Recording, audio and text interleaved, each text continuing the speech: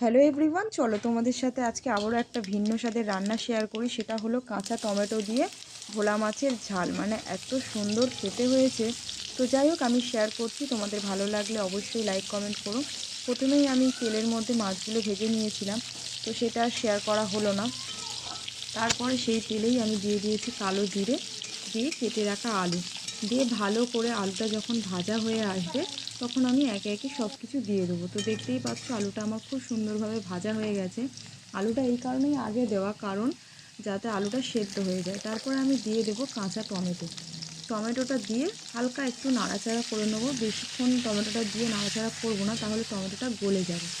তো যাই হোক, দিয়ে ভালো করে নাড়াচাড়া করে নিয়ে তারপরে আমি এতে দিয়ে দেবো বাকি মশলাপাতি।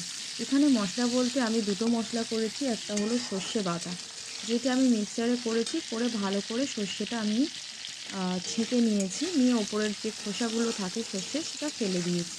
আর একটা মশলা যেটা আমি করেছি সেটা হলো পেঁয়াজ, কাঁচা লঙ্কা, টমেটো পেস্ট করেছি। তো যাই হোক, ভালো করে মোটামুটি ভেজে টেজে নিয়ে আমি এতে এবার একে একে সব কিছু দিয়ে দেবো। প্রথমেই দিয়ে দিলাম পেঁয়াজ, টমেটো আর কাঁচা লঙ্কার পেস্টটা দিয়ে ভালো করে নাড়াচাড়া করে নেব। যখন মশলাটা কষে আসবে, কষে এলে আমরা বুঝতেই পারি, তখন কড়া থেকে হালকা তেল ছেড়ে দেয়, এই যে দেখতেই পাচ্ছ। তখন আমি দিয়ে দেবো একে একে বাকি মশলাগুলো। মশলা বলতে এখানে আমার লাগছে নুন, হলুদ আর সামান্য অল্প কালারের জন্য একটু গুঁড়ো লঙ্কা। যেহেতু আমি কাঁচা লঙ্কা দিয়েছি তাই আর সেভাবে লঙ্কাটা অ্যাড করব না। হালকা একটু কালারের জন্য একটু গুঁড়ো লঙ্কা দিয়ে আবারও একটু নাড়াচাড়া করে নেব।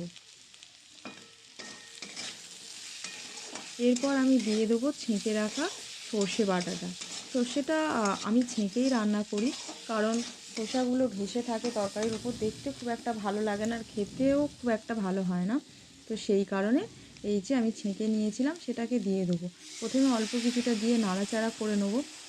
মানে ভেবেছিলাম পুরোটাই দিয়ে একটু নাড়াচাড়া করে নেবো, তারপরে ভাবলাম যেহেতু সর্ষে বাটা বেশিক্ষণ কষলে তেতো হয়ে যেতে পারে, সে কারণে আমি হালকা একটু নাড়াচাড়া করে বাকিটা জাস্ট দিয়ে দিয়েছিলাম।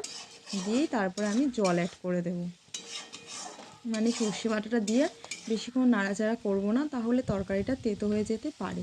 তো এক্ষেত্রে আমার তরকারিটা খুব একটা তেতো হবে না, কারণ কাঁচা টমেটো দিয়েছি, আবার পাকা টমেটো একটা যেহেতু দিয়েছি পেস্ট করে। তো যাই হোক, দিয়ে এবার আমি বাকি বেটে রাখা সর্ষেটা দিয়ে দিলাম। দিয়ে খুব ভালোভাবে একটু মশলাগুলোকে এক জায়গায় করে নিয়ে পরিমাণ মতো জল দিয়ে দেবো।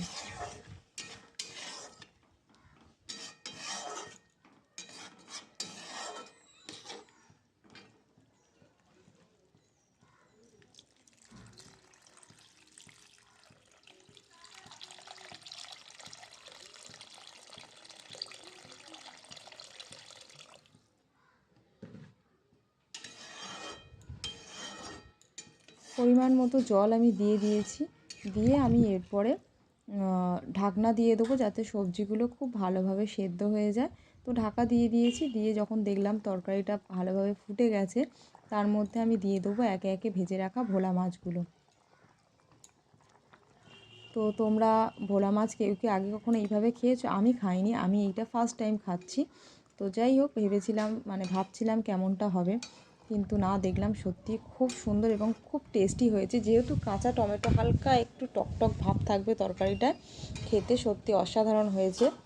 তো যাই হোক, তোমরা যদি কেউ না খেয়ে থাকো কাঁচা টমেটো দিয়ে ভোলা মাছ, তাদেরকে বলবো একবার হলেও বাড়িতে ট্রাই করো, দেখবে প্রেমে পড়ে যাবে। তো যাই হোক, এরপর তরকারিটা হয়ে এসছে, আমি এতে দিয়ে দেবো ধনেপাতা কুচি, আর ধনেপাতাটা দিয়ে দেবো সর্ষের তেল। আমরা সর্ষের দিয়ে যাই কিছু আইটেম করি না কেন, নামানোর আগে একটু সর্ষের তেল দিয়ে দিই। তো সেক্ষেত্রে এখানেও তাই করব, সর্ষের তেল অ্যাড করে দেবো। দিলেই তৈরি হয়ে যাবে আমার সুস্বাদু ভোলা মাছের কাঁচা টমেটো দিয়ে ঝাল। তো কি বলবো, সত্যি খেতে এত সুন্দর হয়েছে, আমি এতটা আশা করিনি। আমি ভয় ভয় করে রান্না করছিলাম। আমার বাড়িতে আমার বোনজি আছে, ওকে বললাম যে ভোলা মাছ কাঁচা টমেটো দিয়ে করব, তো ওই আমাকে সাহসটা দিল যে হ্যাঁ কর, খেতে হয়তো ভালোই হয়। তো তারপরে করেই ফেললাম।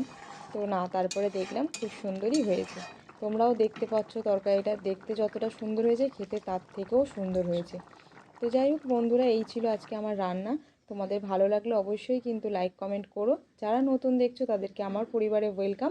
ভালোবেসে পাশে থেকো আর একটু বেশি বেশি করে ভালোবাসা দিও। টাটা বন্ধুরা।